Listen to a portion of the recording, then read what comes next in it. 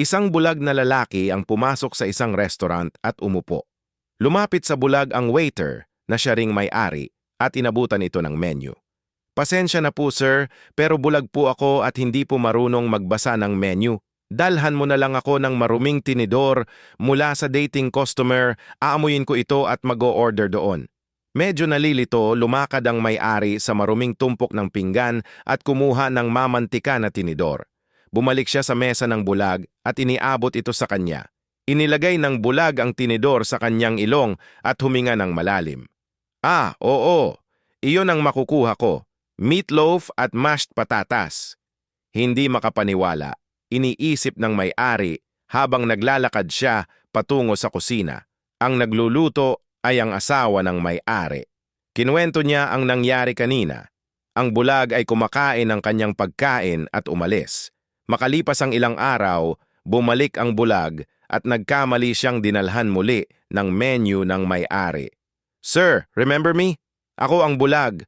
I'm sorry, hindi kita nakilala, kukuha ako ng maruming tinidor. Kumuha ang may-ari ng maruming tinidor at dinala sa bulag. Pagkatapos ng isa pang malalim na paghinga, sinabi ng bulag, "Mabango iyan, kukunin ko yung macaroni at cheese with broccoli." Paalis na hindi makapaniwala, inakala ng may-ari na nililigawan siya ng bulag at sinabi sa kanyang asawa na sa susunod na pumasok ang bulag ay susubukin niya siya. Ang bulag ay kumakain at umalis.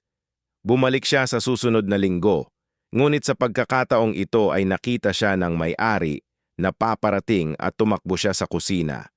Sinabi niya sa kanyang asawa, "Mary, ipahid mo itong tinidor sa iyong panty bago ko dalhin sa bulag."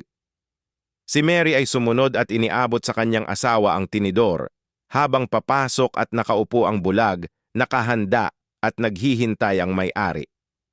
"Magandang hapon, sir. Sa pagkakataong ito naalala ko kayo at nakahanda na ang tinidor para sa inyo." Itinapat ng bulag ang tinidor sa kanyang ilong, huminga ng malalim at sinabing, "Uy, hindi ko alam na dito pala nagtatrabaho si Mary."